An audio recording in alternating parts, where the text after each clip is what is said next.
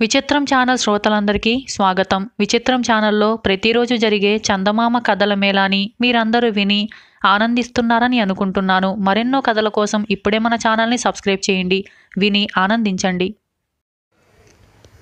చందమామ కథ ఫకీరు పెళ్ళి. ఈ కథను రాసిన వారు అజీజ్. పూర్వం కాబూల్ నగరంలో ఒక గజదొంగ ఉండేవాడు. వాడు దొంగతనాలు చేయటంలో గటికుడు. వాడు అనేక మంది ధనికుల ఇల్లు దోచుకోవటమే కాక ఒకసారి సుల్తాను గారి కోటలో కూడా ప్రవేశించి దొంగతనం చేసి పట్టుబడకుండా తప్పించుకుపోయాడు. ఎన్ని ప్రయత్నాలు చేసినా వాడు బయటకు దొరకకపోయేసరికి వాణ్ణి పట్టి ఇచ్చిన వాడికి గొప్ప బహుమతి ప్రకటించాడు సుల్తాన్. ఆ నగరంలో వజ్రాల వర్తకుడు ఒకడు ఉండేవాడు. దొంగ ఇంకా అతని ఇంటికి రాలేదు. ఏదో ఒకరోజు వాడు వస్తాడని గ్రహించి చాలా మెలకువగా ఉంటున్నాడు. ఆయన రాత్రివేళ నిద్రపోవటం లేదు. పగలే దుకాణంలో అప్పుడప్పుడు కునుకు తీస్తున్నాడు. ఆయన ఊహించినట్టే గజదొంగ ఒక రాత్రి ఆయన ఇంట ప్రవేశించి పడకగది కిటికీలో నుంచి లోపలికి తొంగి చూశాడు. రాత్రి ఎంతో పొద్దుపోయిన వర్తకుడు, అతని భార్య ఇంకా మెలుకునే ఉండి ఏదో ముఖ్య విషయం గురించి మాట్లాడుకుంటున్నారు. దొంగ వారి సంభాషణను చాలా శ్రద్ధగా విన్నాడు. మన అమ్మాయి ఫకీరు వాణ్ణి తప్ప ఇంకెవరిని పెళ్లి చేసుకోనంటుంది. ధనవంతుడికి ఇచ్చి చేయటం నాకు ఇష్టం లేదు. మరి ఫకీరులు పుణ్యాత్ములు, అలాంటి భర్తే కావాలని పిల్ల అంటుంది. దాని కోరిక నెరవేర్చటమే మంచిదని అనుకుంటున్నాను.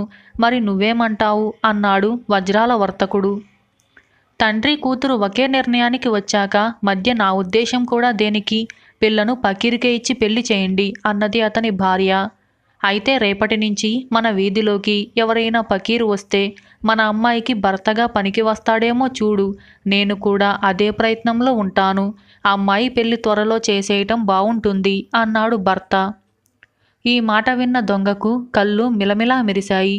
తాను ఫకీరు వేషం వేసుకొని వాళ్లను సులభంగా మోసం చేయవచ్చునని అనుకున్నాడు వాడు. ఈ దెబ్బతో వర్తకుడి కూతురుతో పాటు వర్తకుడి ఆస్తి అంతా తనదే అవుతుందని వాడు సంబరపడ్డాడు. వాడు వెంటనే ఇంటికి వెళ్ళిపోయాడు. మర్నాడు దొంగ ఫకీరు వేషం ధరించి భక్తి గీతాలు పాడుకుంటూ వజ్రాల వర్తకుడి ఇంటికేసి వచ్చాడు. వర్తకుడు తన నౌకర్లను పంపి వాణ్ణి లోపలికి ఆహ్వానించి గౌరవించి కూర్చోబెట్టి వాడికి ఎదురుగా కూర్చున్నాడు. ఇంతలో వర్తకుడి భార్య లోపల నుంచి విసనకర్ర పట్టుకు వచ్చి దొంగకు విసురుతూ, స్వామి, మీ దర్శన భాగ్యం వల్ల మా జన్మలు తరించాయి. మీరు దర్శించిన పుణ్యక్షేత్రాలను గురించి చెబితే విని ఆనందిస్తాము అని అన్నది. అంతదాకా తన ఎత్తు పారిందని ఆనందిస్తున్న దొంగ ఇప్పుడు పెద్ద చిక్కులో పడ్డాడు. వాడు ఎన్నడూ ఏ పుణ్యక్షేత్రమూ చూడలేదు.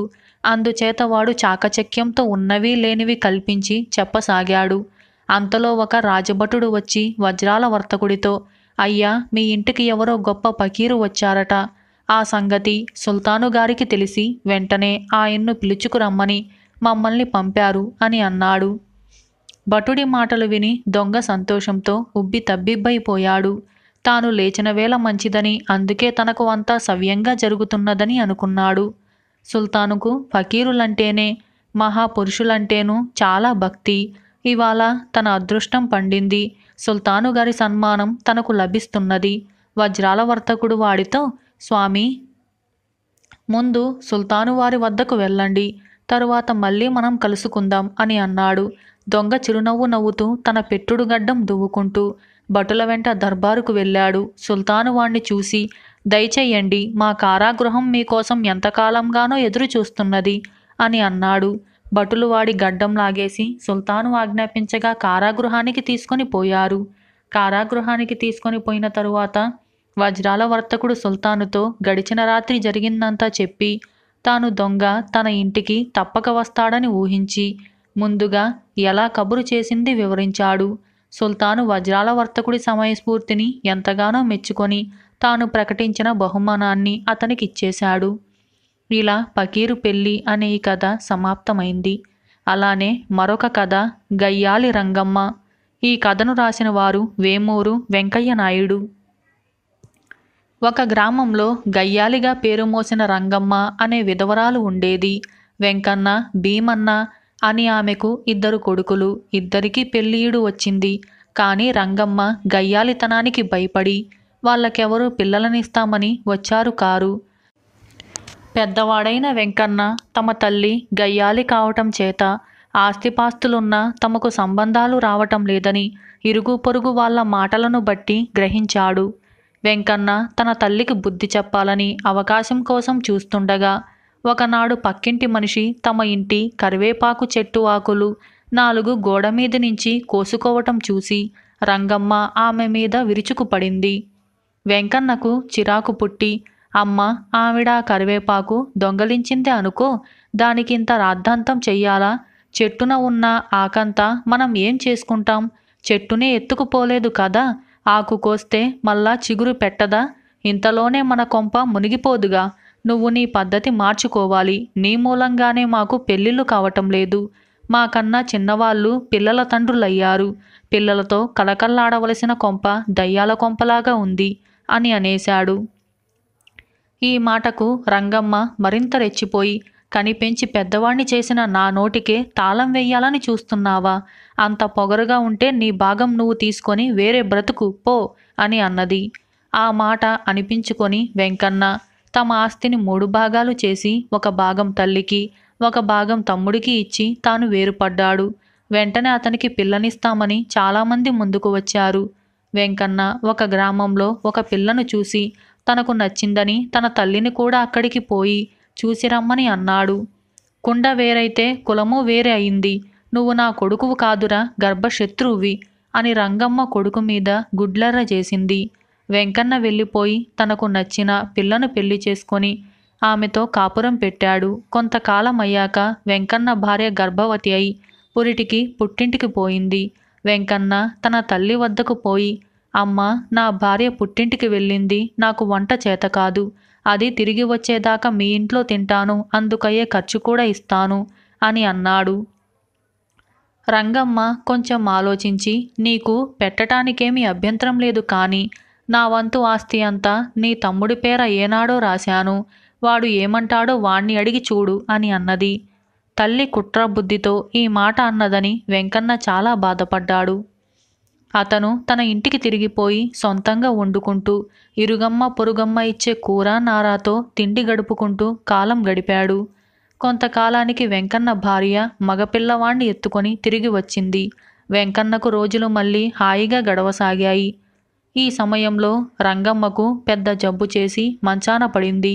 భీమన్న తల్లివంతు ఆస్తితో 2 చేతులా సంపాదిస్తూ కూడా 10 రూపాయలు ఖర్చు పెట్టి తల్లిని వైద్యుణ్ణి చూపించకపోయాడు. తల్లికి జరుగుతున్న ఈ అన్యాయం గురించి తెలిసి సహించలేక వెంకన్న ఆమెను చూడబోయి, అమ్మ, నీకు జబ్బు చేసిందట, ఎలా ఉంది అని అడిగాడు. వచ్చావా నాయనా, నన్ను నీ ఇంటికి తీసుకుపోరా, ఇది దయ్యాల కొంప, ఇక్కడ ఒక్క క్షణం ఉండలేను అన్నది రంగమ్మ. తల్లి మునుపు అన్నమాట జ్ఞాపకం వచ్చి వెంకన్న, అమ్మ, నేను నా ఇంటికి తీసుకుపోవటానికి నాకేమీ అభ్యంతరం లేదు, కానీ ఆస్తి అంతా నా భార్య పేర రాశాను. దాన్ని అడిగి చెబుతాను అని అన్నాడు. తన తప్పు తెలుసుకొని రంగమ్మ కొడుకును ఏమీ అనలేక దిగాలుపడి చూస్తూ ఊరుకున్నది. వెంకన్న భీమన్నను పిలిచి తల్లి ఆస్తి తింటూ ఆమెను చూసేది ఇలాగేనా అని మందలించాడు. అతను తల్లిని తన ఇంటికి తీసుకుపోయి ఆమె జబ్బు నయం చేయించి తన వద్దనే ఉంచుకున్నాడు.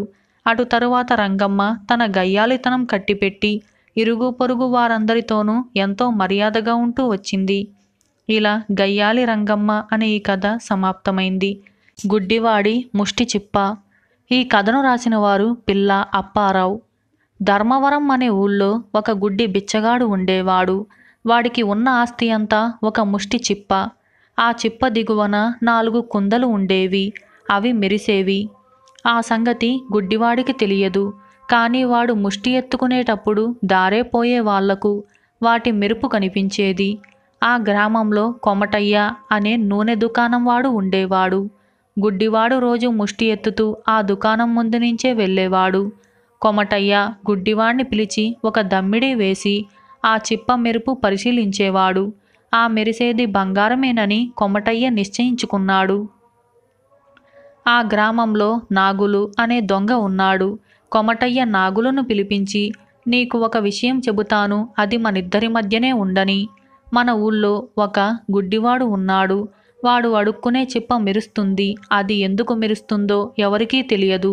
దాన్ని మనం దొంగలించి దాని రహస్యం తెలుసుకుందాం అని అన్నాడు.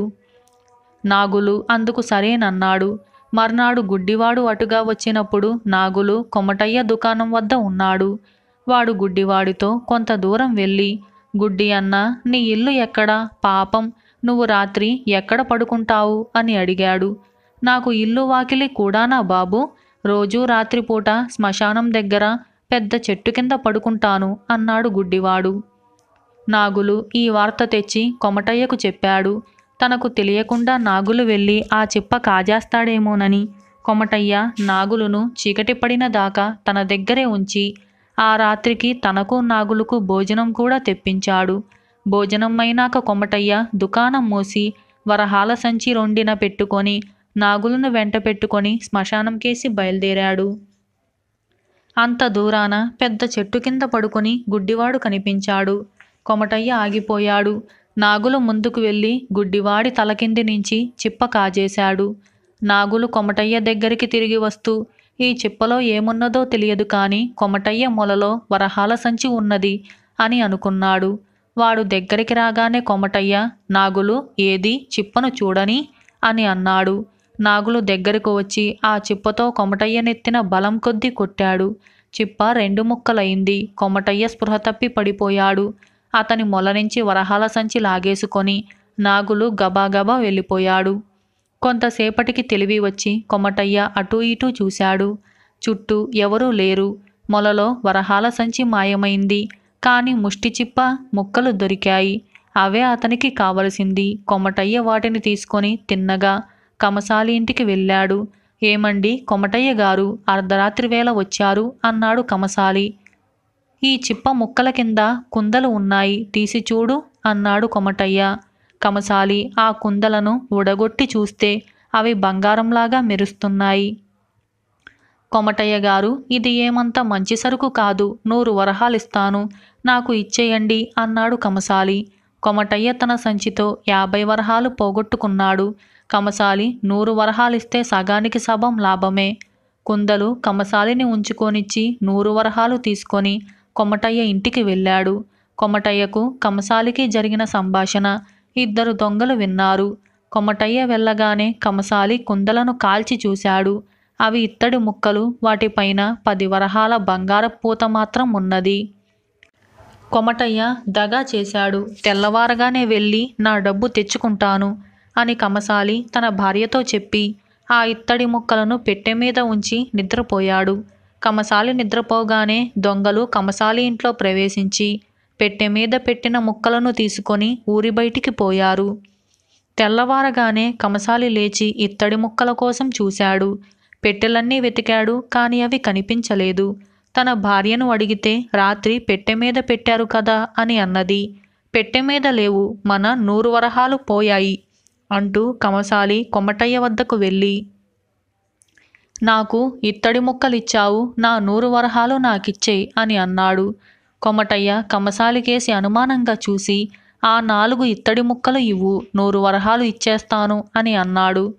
తన డబ్బుకు ఆశ వదులుకొని కమసాలి తిరిగి వస్తుండగా ఊరి బయట దొంగలిద్దరూ ఇత్తడి ముక్కలను పంచుకోవటంలో తగాదాబడి కొట్టుకుంటున్నారు. వాళ్ళు అతని కనిపించారు. వాళ్ళు కమసాలిని చూసి పారిపోసాగారు. పట్టుకోండి పట్టుకోండి అంటూ కమసాలి కేకలు పెట్టాడు.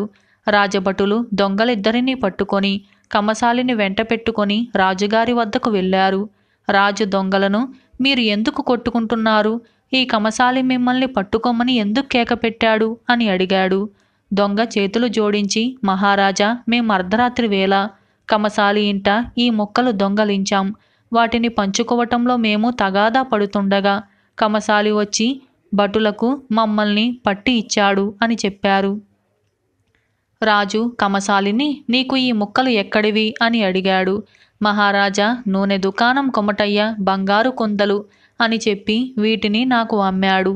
బంగారమే అని ఆశపడి ముందు వెనక ఆలోచించగా వాటికి 100 వరహాలు ఇచ్చాను. కరిగించి చూస్తే ఇత్తడి ముక్కల మీద బంగారపు పూత. కొమటయ్య దగా చేశాడు కదా అనుకొని ఆ ఇత్తడి ముక్కలను పెట్టె మీద పెట్టాను. తెల్లవారి లేచి చూస్తే అవి పోయాయి. కొమటయ్య దగ్గరకు వెళ్ళి అడిగితే ఇత్తడి ముక్కలు ఇచ్చి 100 వరహాలు తీసుకోమన్నాడు.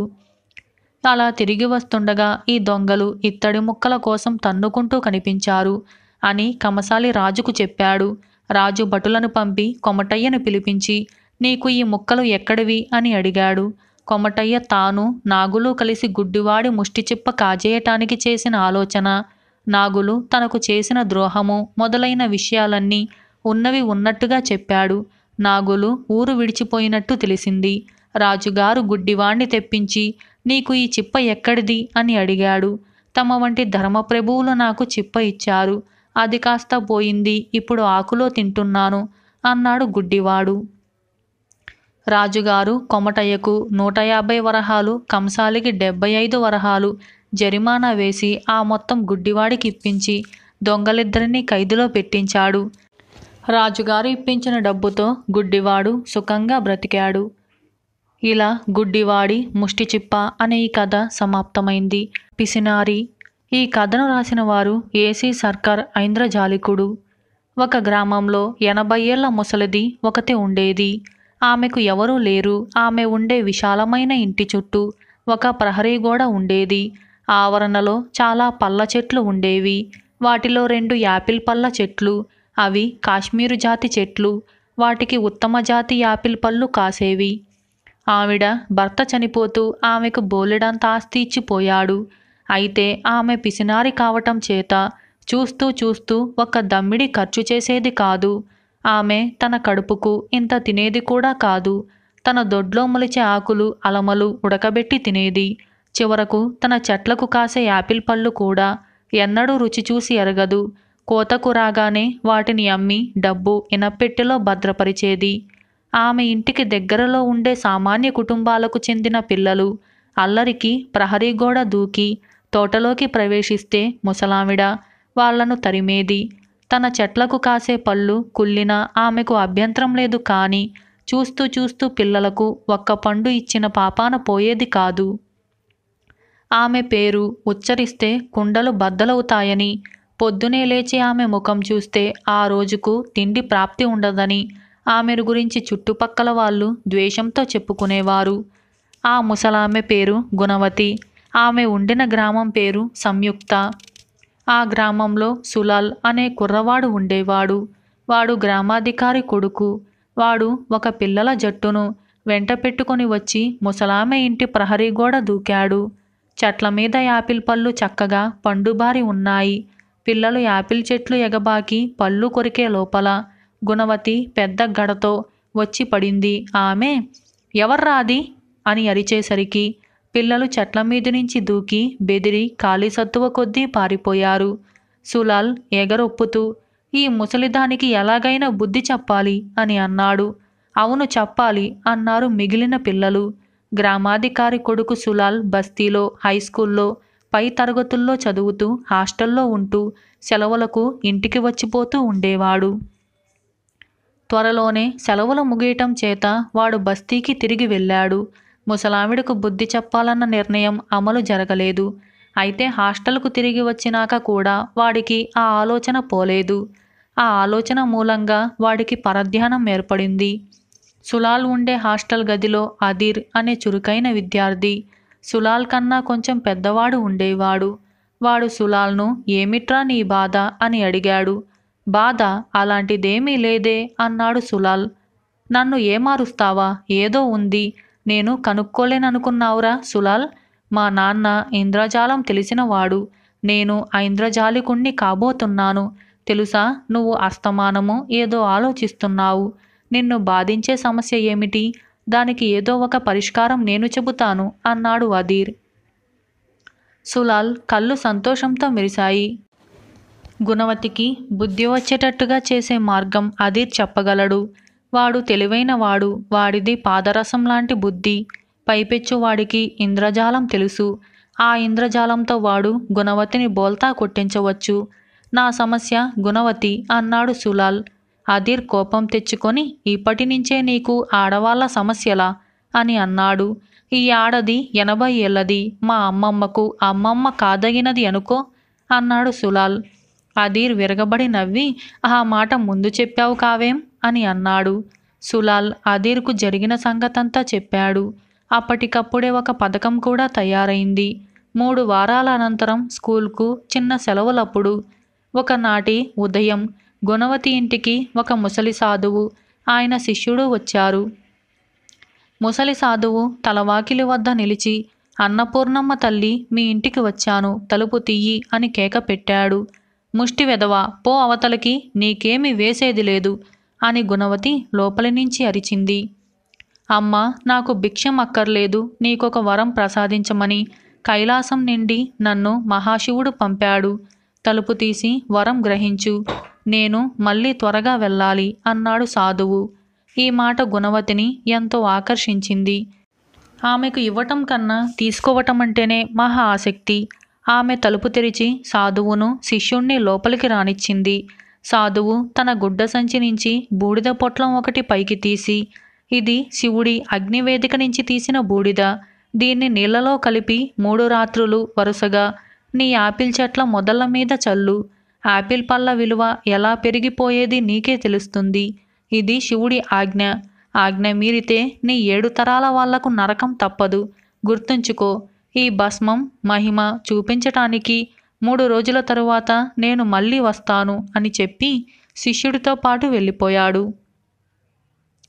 7 తరాల వాళ్ళు నరకానికి పోవటం ఇష్టం లేక గుణవతి సాధువు చెప్పినట్టే చేసింది. 3 రోజులు గడవగానే సాధువు శిష్యుడు వచ్చారు. సాధువు గుణవతి చేత ఆమె చెట్టున కాసిన యాపిల్ పండు ఒకటి తెప్పించాడు. ఆయన తన సంచి నుంచి ఒక పెద్ద కత్తి పైకి తీసి, అమ్మ, జాగ్రత్తగా గమనించి నీ అదృష్టం ఎలాంటిదో చూసుకో. స్క్రిట్టింగ్ అనే గుణమంత్రం శ్రద్ధగా ఉచ్చరించి ఈ యాపిల్ను కోస్తే ఏం జరుగుతుందో చూడు అని మంత్రం ఉచ్చరిస్తూ పండులోకి కత్తిని నింపాదిగా దింపాడు. పండు 2 భాగాలు అయ్యేటప్పుడు అందులో ఒక బంగారు నాణెం కనిపించింది. గుణవతి మరొక యాపిల్ పండు తెచ్చింది. దాన్ని కోసినప్పుడు కూడా అందులో ఒక బంగారు నాణెం కనపడింది. అమ్మా, నువ్వు అదృష్టవంతురాలివి. ఇప్పుడిక ఏమీ చెయ్యకు. యాపిల్ పళ్ళన్నింటినీ గదిలోకి చేర్చు. రాత్రిపూట గదిని పూర్తిగా చీకటి చేసి పళ్ళనన్నింటినీ 2గా కోస్తూ పో. బంగారు నాణేలు పోగు చేసే పని పెట్టుకోకు. మంత్రం మటుకు శ్రద్ధగా ఉచ్చరించాలి. ఆ మాట గుర్తుంచుకో. ఇక నేను పోతాను. ఈ బంగారు నాణేలు 2 దేవుడి నివేదనకు ఉంచుకుంటాను. సుఖీభవ, సుఖీభవ అంటూ సాధువు వెళ్ళిపోయాడు. గుణవతికి తాను చూసిన అద్భుతంలో పూర్తి విశ్వాసం కుదిరింది. ఆమె యాపిల్ పళ్ళనన్నింటినీ కోయించి తెల్లవార్లు కటిక చీకట్లో కూర్చొని వాటినన్నింటినీ కత్తితో 2గా నరికింది. మధ్య మధ్య తన చేతివేళ్లకు కూడా కోసుకుంది. అయితే తెల్లారేసరికి ఆమెకు పూర్తిగా ఆశాభంగం కలిగింది. యాపిల్ పళ్ళన్నీ పాడైపోయాయే తప్ప వాటిలో నలుసంత బంగారం కూడా లేదు. ఆ మంత్రం సరిగా ఉచ్చరించి ఉండను. నోరు తిరిగే మాట కూడా కాదాయే. ఇప్పుడు ఈ పళ్ళన్నీ ఏం చెయ్యాలి? వీటిని ఎవరు కొంటారు అని అనుకున్నది గుణవతి. ఇంతలో ఆమెకు గ్రామంలో ఉండే పిల్లలు గుర్తుకు వచ్చారు. వాళ్లే వచ్చి అంతా శుభ్రంగా తినిపోయారు. గది శుభ్రం చేసే పని కూడా ఉండదు. ఇలా అనుకొని గుణవతి ఇంటి బయటికి వచ్చి పిల్లల్ని కేక పెట్టింది. పిల్లలందరూ ఒక్కసారి గుణవతి ఇంటి మీద వచ్చిపడి యాపిల్ పళ్ళ బద్దలను ఆత్రంగా తినసాగారు. ఆ సమయంలో ఆ పిల్లలను చూస్తున్న గుణవతి హృదయంలో ఎన్నడూ లేని ఒక వింత వాత్సల్యం పుట్టుకొచ్చింది. ఆమె మనసు ఆనంద డోలికల్లో ఊగిపోసాగింది. పిల్లల ముఖాలలోని ఆనందం అలా చూడటం ఆమె జీవితంలో ఇదే మొదటిసారి. పిల్లలకు పెట్టటంలో ఇంత ఆనందం ఉన్నదా అని గుణవతి ఆశ్చర్యపోయింది. అది మొదలు గుణవతి స్వభావం పూర్తిగా మారిపోయింది. ఆమె ఇంటికి పక్క గ్రామాల పిల్లలు కూడా రాసాగారు. ఆమె పళ్ళ తోటలో వాళ్లకు పూర్తి స్వేచ్ఛ ఉండేది. పళ్ళలో బంగారు నాణేలు ఎలా తెప్పించావు? ఆ రహస్యం ఏమిటి అదీర్ అని సులాల్ అడిగాడు.